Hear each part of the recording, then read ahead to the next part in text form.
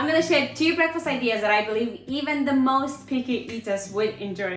I did make these recipes for my toddler when she was refusing any food at all. These recipes were still a hit, so I hope your babies will enjoy that too.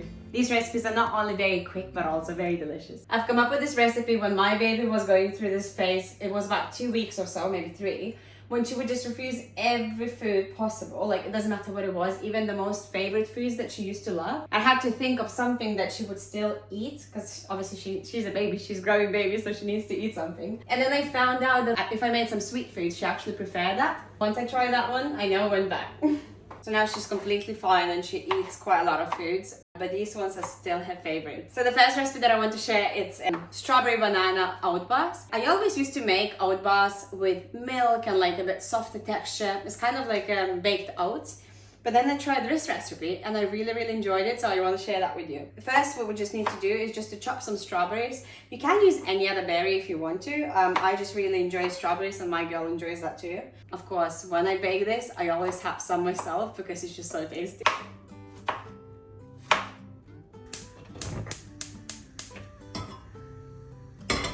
Forgot to mention that whilst you're chopping your fruit, you can melt your butter and peanut butter.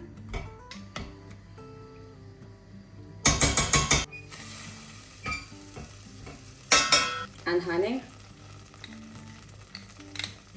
When it's nearly melted, just turn the heat off and just continue stirring until everything is very smooth.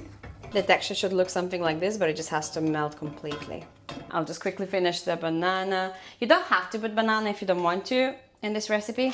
I just think it's an extra texture as well as an extra sweetness, which is nice. Also, your banana doesn't have to be very ripe in this recipe. So if you don't have a very ripe bananas, don't worry. Okay, and from now it's extremely easy. You just basically grab your oats, grab your peanut butter, honey, and butter texture. Pour that over your oats. I'm glad you went to look because you couldn't see a single thing what I was doing. So yeah, you just pour that over. You mix everything very well. If you even feel like it, you can just put your hands in it.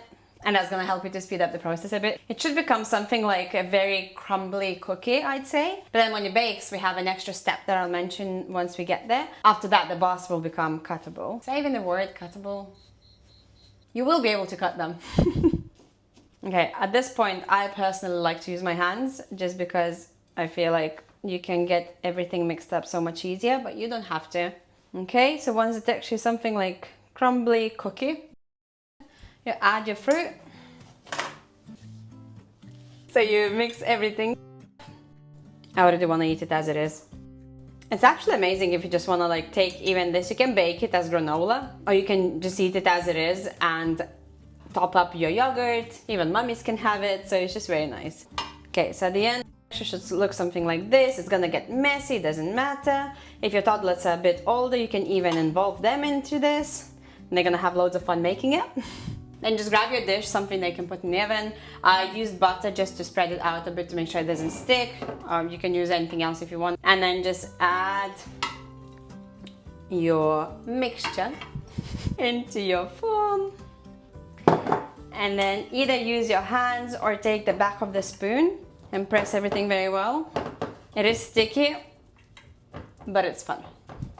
Okay, once all is ready and your hands look like that, you just put that in the oven for about 15 minutes. Once you take it out, you need to leave it to cool completely. And once it's cool, you need to put it in the fridge for at least half an hour.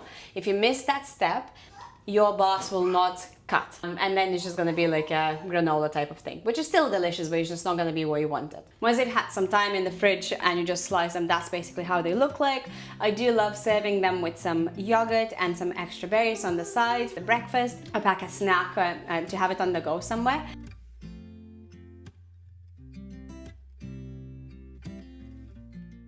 If you wonder why I look different, just because another day, because my little one woke up yesterday and I just did not manage to finish it. But anyways, I'm so ready and so excited to show you the second recipe that I want to share with you. And that's cherry pancakes. And they're just so delicious. Mummies, you will love them too. Let me just quickly show you the ingredients first, and then I'll quickly run you through it. And if you see some flies in the background, just ignore them because it's so hot outside, so we have to have the doors open just to get some fresh air. But anyways, I always like to pay attention to the nutritional value of all the foods that I give to my girl. And I'm not saying I'm all like super healthy, definitely not. Like I use white flour, for example. You don't have to if you don't want to. You can use whole grain or any other substitute. But I just like that, and that's why I just add some coconut flour. It gives a different texture, different flavor, and also it's very good for your toddler. To make this recipe takes you literally a few minutes. The longest thing is just to chop your cherries. I do like to use frozen cherries that I use a food processor, because then it takes you literally 2 seconds. But if you don't have a food processor, you can just defrost them a bit and then chop them. So all you do, you just grab your banana. That was really a bad way of opening a banana, but let's ignore that. And you mash it up. Then you add your eggs.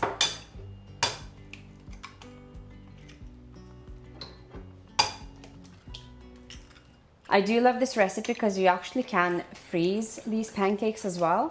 So if you have those mornings, very busy mornings, and you have to do so much stuff, you can actually make this ahead of time. Put them in the freezer for like 30 minutes or so and just kind of pre-freeze them. And then you can just add them to one box and just put it in your freezer, which is really convenient. Okay, and then you add your milk, both flours. Mix that. Oops. It wouldn't be me, I always make such a big mess. I'm such a like untidy cook, I just don't know why, but like everywhere you look you can see I always just put loads of flours and loads of mess. My fiance always says like, why you can't just cook without the mess, because I need to take million of dishes, million of everything else, and then just have a big mess. But anyways. Okay, it's time for the cherries now. By the way, you can use any other fruit that you want, or berry, or I don't know, anything else that you fancy. I just know that my girl really likes cherries and she doesn't need them on its own. So it's just I try to incorporate them in any meals that I can. So just to give her a bit of more variety of different things that she can eat.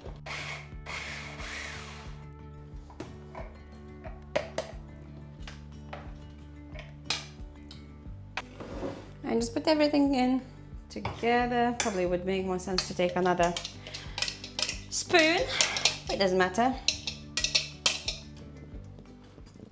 My mom always used to say that presentation doesn't really matter that much as long as it tastes delicious and you put loads of love in it. So I just continue doing the same thing. I like to use butter just to spread in the pan. I feel like the pancakes are nicer in that way. Maybe just make sure that your flame is not too high like mine was, because I always do that in the beginning and I forget. So that would be a good thing to do if you don't want to burn your pancakes, because your toddler might not be very happy about it. Okay, it's time. I think I might have some as well, just because why not?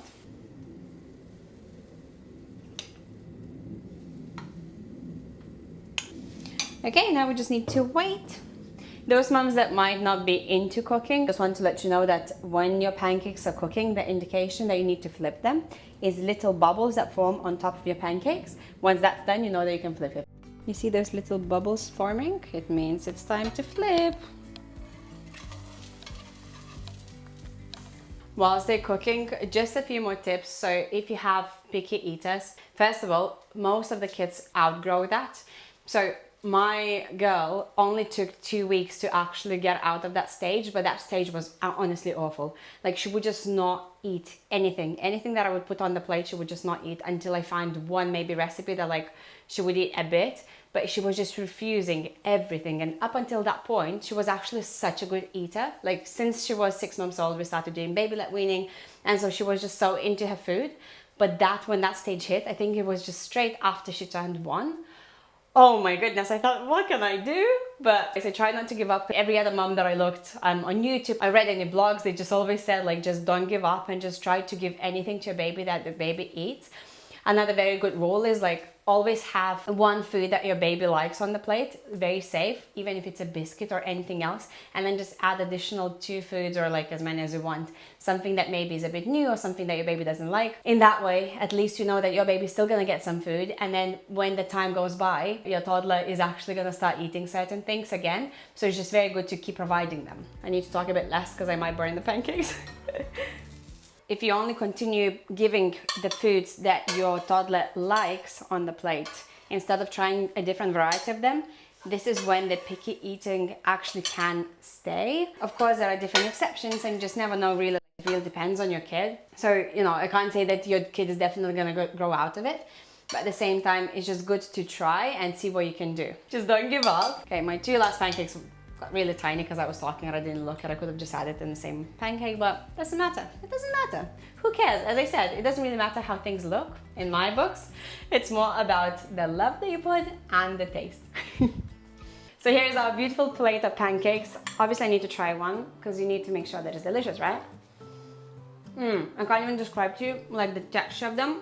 They're so soft, but also still at the same time like they have that pancake consistency. It is just so good. I could eat that entire plate myself now. It's just And they also have this delicious sweetness from banana and cherries. They might not be as sweet as these are if you don't use cherries or your banana is not as ripe, but it doesn't matter. It's still very, very good.